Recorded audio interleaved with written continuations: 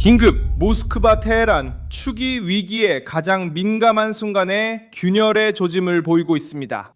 2026년 4월 20일 이란이 호르무즈 해협에서 미국의 군사적, 경제적 압박에 대응하려 애쓰는 가운데 러시아가 취한 가장 구체적인 움직임은 동맹국을 보호하는 것이 아니라 오히려 전략적 핵시설에서 인력을 철수시키는 것이었습니다. 그리고 동시에 테헤란이 남긴 에너지 시장의 빈자리를 자신들이 차지할 수 있다는 주장을 확대하고 있습니다.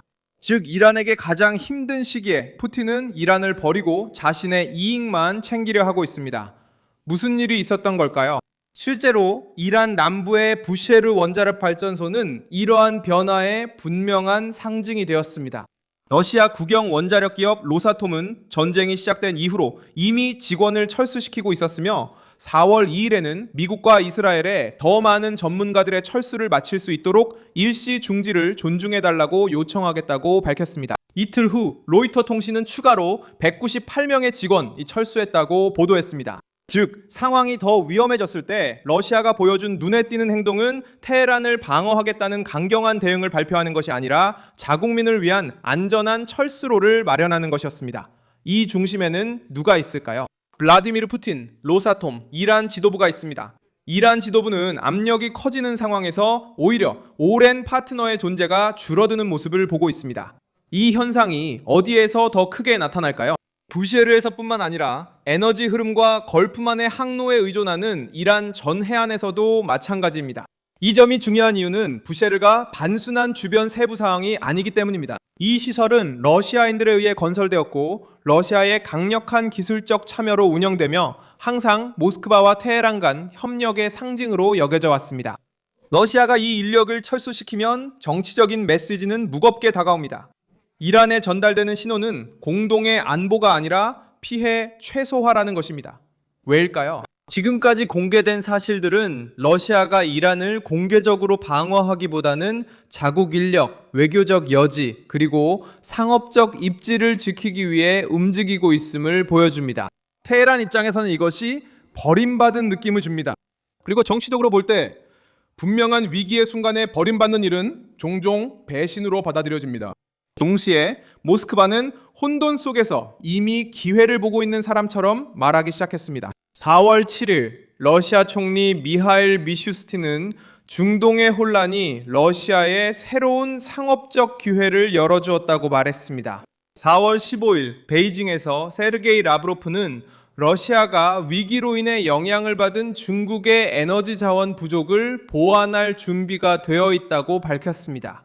이것은 러시아가 자신을 드러내기 시작한 방식을 보여주기 때문에 중요합니다. 이란의 방패가 아니라 호르무즈에서 충격을 받은 이들에게 공급 대안으로 자신을 내세우고 있습니다. 이것이 어떻게 이루어질까요? 바로 에너지를 통해서입니다. 이란산 석유가 더 많은 장벽에 부딪히면 러시아산 석유는 정치적, 상업적 입지를 넓히게 됩니다. 그리고 이런 변화는 말로만 그치지 않았습니다.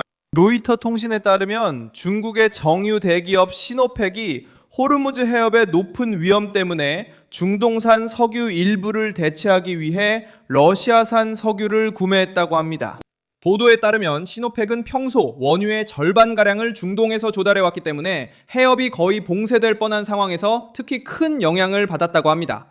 이로 인해 손해를 보는 쪽은 누구일까요? 에너지를 수출에 의존하고 있으며 중국이 주요 구매자인 이란은 손해를 보게 되고 그 자리를 차지하는 쪽은 누구일까요? 그 빈자리를 메울 수 있는 공급자로 등장한 러시아가 그 공간을 차지하게 됩니다. 배신감은 연극적인 한마디에서 비롯된 것이 아니라 러시아가 이란 영토에서 철수한 것과 이란이 이를 위험이 있는 시장을 러시아가 차지하려는 움직임이 합쳐져서 생긴 것입니다. 한편 호르무즈 해협의 위기는 다시 한번 심각해졌습니다. 로이터 통신은 이란이 해협 통제를 강화하고 미국의 봉쇄를 다시 해적 행위로 간주했으며 선박들이 공격을 받았다는 보도도 있었다고 전했습니다. 같은 보도에 따르면 인도는 자국 선박들이 공격을 받은 것과 관련해 이란 대사를 소환하기도 했습니다.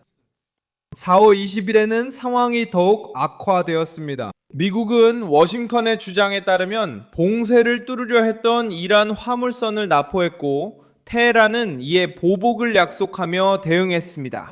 이제 임시 휴전이 가장 취약한 국면에 접어들었습니다.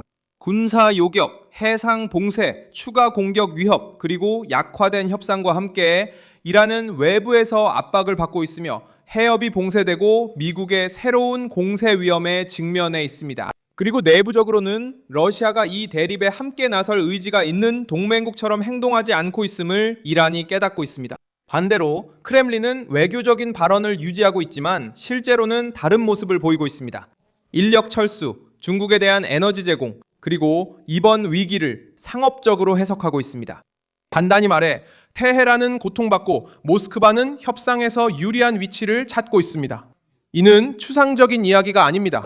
전쟁 중인 파트너 국가가 지원이 절실할 때 대신 차가운 계산만 받게 되는 정치적 모습이 바로 이것입니다. 중국은 이러한 위험을 인식하고 호르무즈 해협 재개방과 협상으로 상황을 몰아가려고 합니다. 4월 13일 베이징은 해협 봉쇄가 국제사회의 이익에 반한다고 밝혔습니다. 4월 20일 이란 화물선이 납포된 후 중국 외교부는 미국의 행동을 강제 차단이라고 부르며 각국의 책임 있는 행동을 촉구했습니다. 같은 날 시진핑은 모하메드 빈 살만과의 대화에서 호르무즈 해협이 정상 항행에 열려 있어야 한다고 주장했습니다. 이것은 문제의 또 다른 층을 드러냅니다.